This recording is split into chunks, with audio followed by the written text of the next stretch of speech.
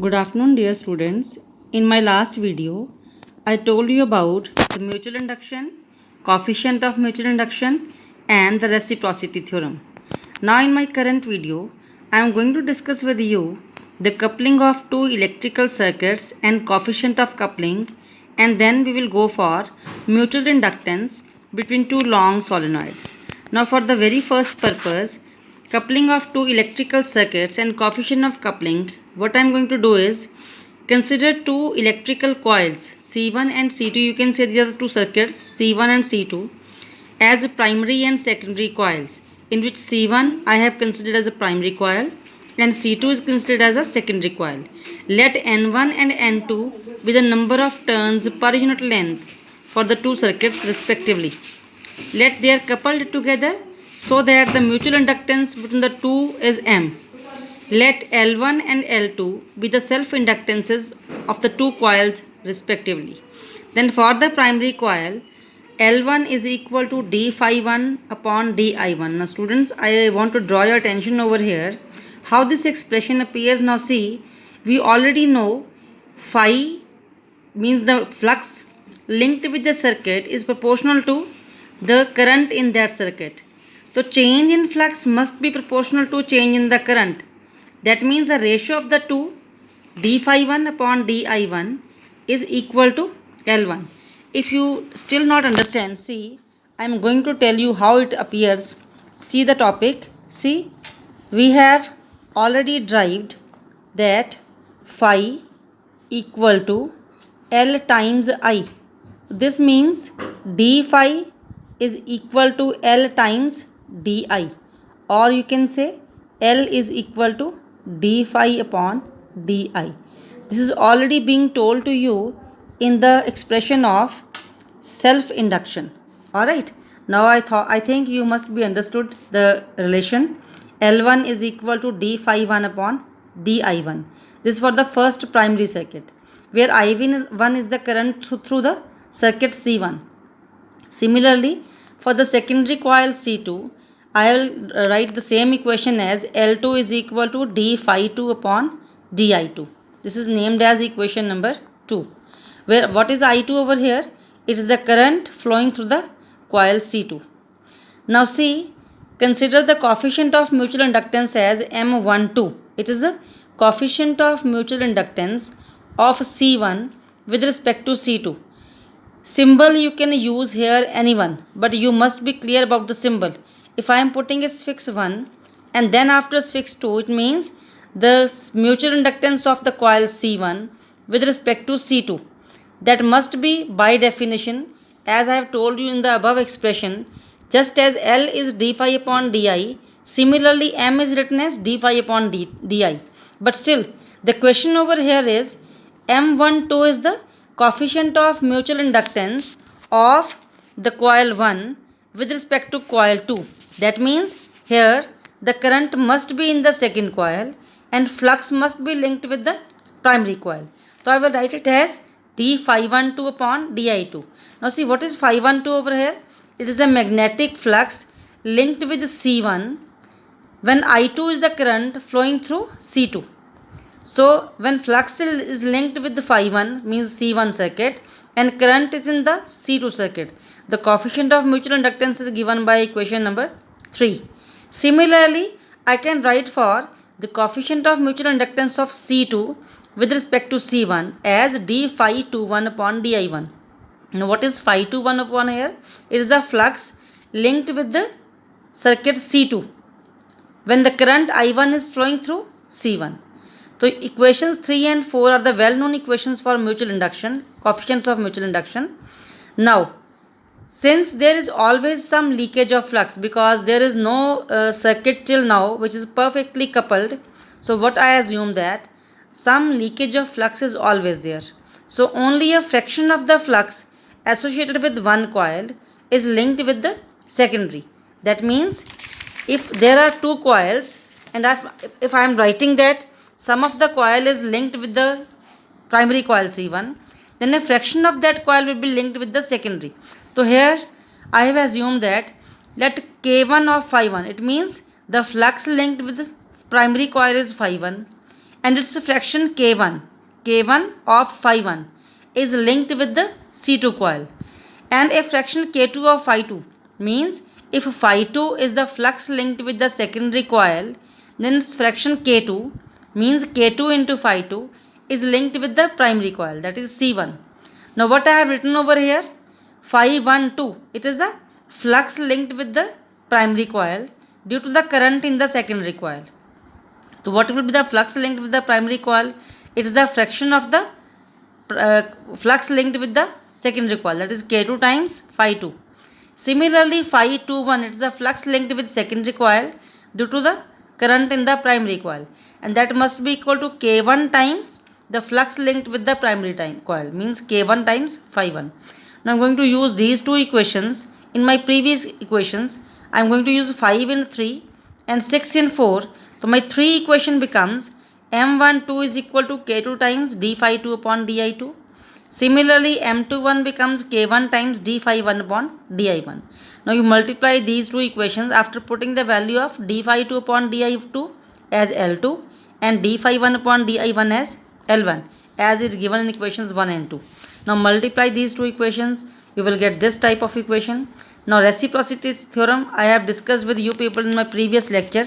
M12 is equal to M21 is equal to M, and K1 is equal to K2 is equal to K. Say, because coefficients of coupling are reciprocal to each other, similarly the fraction of flux linked with each other will be the same. That is, K1 must be equal to K2 must be equal to, say, K. So putting these values here in equation number 11, I'll get this type of equation. From here, taking square root on both sides, you will get M is equal to K times L1 L to the square root. This equation A represents expression, or you can say relation, between the coefficient of mutual inductance and coefficients of self-inductances of the two coils L1 and L2. Now, in this equation, what is K over here? K is known as coefficient of coupling, and it may be defined as the fraction of magnetic flux produced by the current in one coil that links with the other coil. It is a fraction only. So obviously it is denoted by K, and it must be a pure number. Pure number lying between 0 and 1. It can be equal to 0, it can be equal to 1, it can be less than 1. But it cannot be less than 0, it cannot be greater than 1. Alright, now see what we will discuss the three cases now. What happens if K is equal to 1? It means, see, I want to draw your attention over here where I have written that phi 1 2 is equal to K2 times phi 1 or K1 times phi 1. If K1 and K2 are both 1, then whole of the flux linked with secondary will be linked with primary. Whole of the flux linked with primary will be linked with the secondary. It means the two circuits are perfectly coupled or tightly coupled. In that way, we call it as perfect coupling. If K is equal to 0, that means no flux of the primary is linked with the secondary and vice versa. Such a circuit or such two coils, they are said to be magnetically isolated, means there is no link, no coupling between two such coils. Now if K is less than 1, this is the actual case which really happens to be in practice. So in practice, K is always less than 1 because some of the flux is always leaked into the surroundings. So only a fraction of the flux linked with one is linked with the other coil. This is all about the coefficient of coupling. Now on the basis of this, let us drive for mutual inductance of two long solenoids. So here I have taken two long solenoids. One I have shown with the thick line and the other I have shown with the dotted line. See over here. The solenoid S2 and this is S1, this is S2. S1 in which current I1 is flowing and S2 in which current I2 is flowing. They both are having same length L and both have same area of cross section A. Means each diameter of the coil is same. Alright. Now L is the length of each solenoid, A is the area of each solenoid. Let us suppose that they are perfectly coupled, means they have been tightly coupled to each other. Now small n1, it is the number of turns per unit length. This means that if total number of turns are capital N, then small n will be equal to total number of turns capital N divided by its length, means length per unit, number of turns per unit length. Similarly, N2, it is the number of turns per unit length of S2. What is I1 here? it is the current flowing through S1, then magnetic flux linked with S2 is given by phi to 1. It is phi to 1 flux linked with secondary when the current is in primary. That must be equal to mutual inductance of secondary with respect to primary into the current in primary. This is by definition of M. Name this as equation number 1. Now what is M2? Mutual inductance of S2 with respect to S1. Now magnetic field inside the solenoid S1, when the current I1 is flowing through, it is given by mu naught into N1 into I. This is the expression you must have derived in 10 plus 2 class for a solenoid. Now using this equation, I will derive for the magnetic flux linked with each turn of S1. So what is phi 1? It is the magnetic flux linked with the each turn of S1 coil. So magnetic field into area, it is the magnetic flux. B1 using over here, I'll get equation number 3. Now since whole of the magnetic flux linked with the primary is also linked with the secondary, because the two coils are tightly coupled to each other, so what I am going to do is I will find out the magnetic flux linked with the secondary coil, that is S2 solenoid. Let us assume that the two solenoids are tightly coupled, so that the flux linked with S1 is completely linked with the S2 also. So what will be phi to 1? It is the number of turns in S2, because I am going to find out the flux in the secondary S2. The number of turns in S2 into magnetic flux linked with each turn of S1, because whole of the flux linked with S1 is also linked with S2. So you can write over here as magnetic flux linked with the each of coil S1. Now phi to 1 can be written as, what are the total number of turns in S2? It is capital N2. What is the flux linked with each turn of S1? It is phi 1. So N2 times phi 1.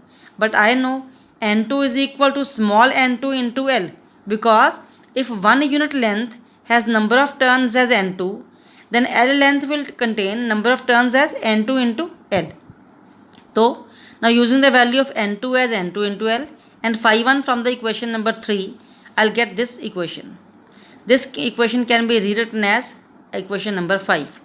Now using 5 and 1, M21 into I1, you will get this.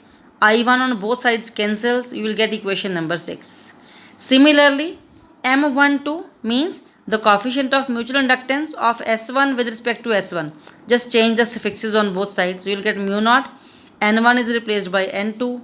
N2 is replaced by N1. A into L remains the same. Since we have already done the reciprocity theorem, M12 it is always equal to M21. Let us suppose it is equal to M. So from both the expressions I can write M is equal to mu naught times N1 N2 into A into L. So this equation B represents the coefficient of mutual induction, or you can say mutual inductance of two long solenoids coupled tightly to each other. Now let us discuss about the special cases. What are the special cases over here? Suppose the two solenoids are wound on a material or on a rod having relative permeability as mu r. In that case, my equation B simply becomes this one. Now if N1 is equal to N1 upon L and N2 is equal to N2 upon L, using these two values here in equation number B, I'll get this type of equation. So which is the required expression for mutual inductance of two long solenoids tightly coupled to each other, having total number of turns as capital N1 and total number of turns as capital N2, each having length L the same and area A the same. Thank you so much.